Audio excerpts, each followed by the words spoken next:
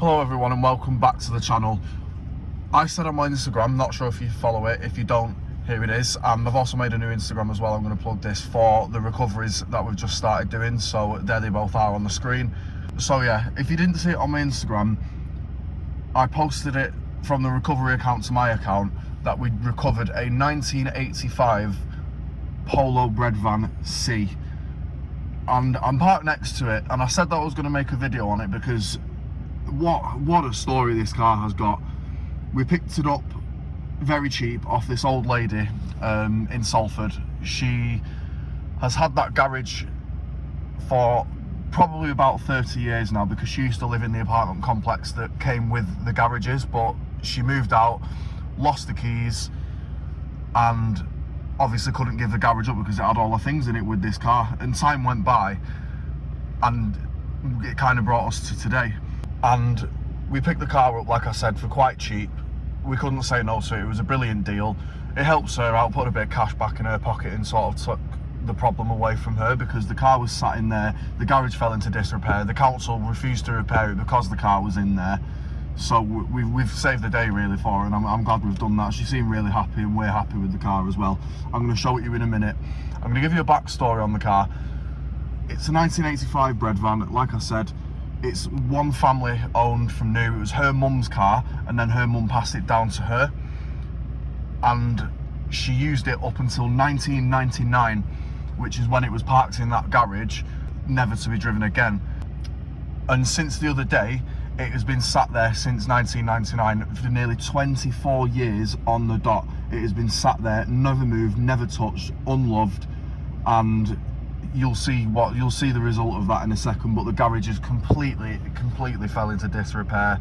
The roof came in on it, water leaks into it everywhere, and you know old cars and water don't mix. So I'm going to show you it in a minute. I have covered some of the car up with a tarp because there's genuinely that much rust on the front end. I wouldn't want anyone or any kids to start messing about with it or touching it. So I popped the bonnet off, and I've put the bonnet over the tarp and shut the door on the tarp, if you get what I mean. You'll see what I mean in a second, but I'm going to pan round now and you'll see the extent of what I mean. There she is. Poor little car.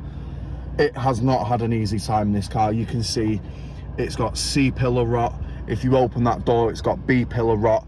The A pillar's rotten, the arches are rotten, the door's rotten, the sills are rotten, the whole of the front is completely rotten off. Like, we tried to recover the car from the front, and we basically pulled the front end of the car to bits instantly with the winch.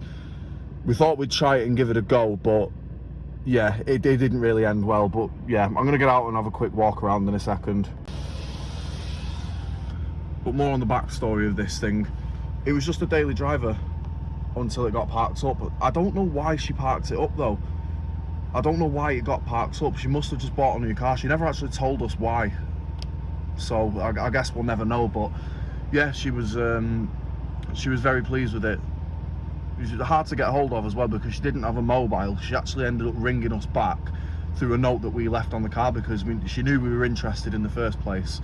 And she rang us from an old school payphone, and then we agreed to meet her at the garage on this time, on this day, and she was there bang on time, and we managed to do it.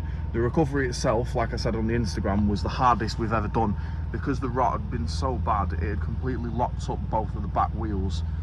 So we had to drag it out of the garage. It was crabbing all over the show, but after an hour and a half, we finally managed to recover it on the back of the van. The back wheels are now free. We managed to free them up here yesterday. There's probably a pile of rust in the street somewhere. I think it's actually under the front of the car. You can't quite see it though. But yeah, it was just an absolute mission, and I feel really bad for this thing because I've not seen it parked here in the daylight, and my God, it does look quite bad now. It really does. So you're probably wondering now, Wall, what the hell are you doing with it? I'll tell you what we're doing with it. There's no saving the car. You can see that.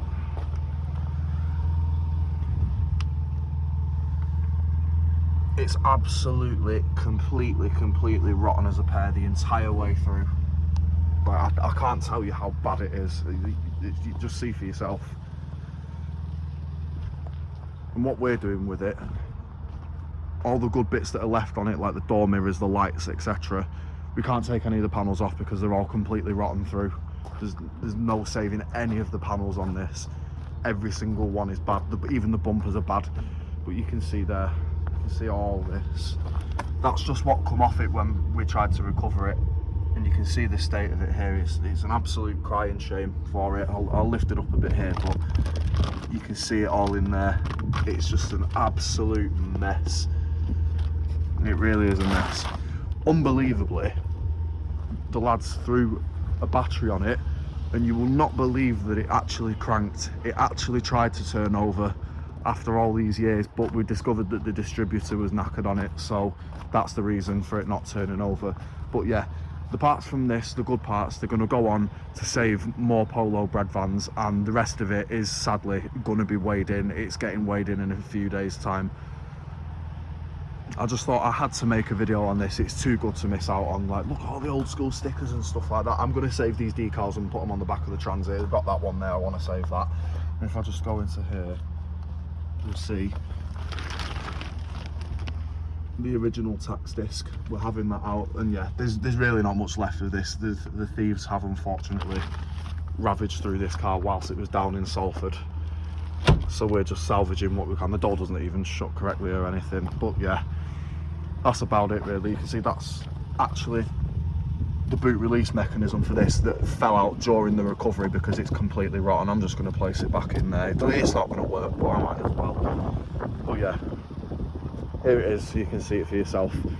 I thought I had to make a video on this and just give a quick backstory on it, because what an amazing car with an amazing story.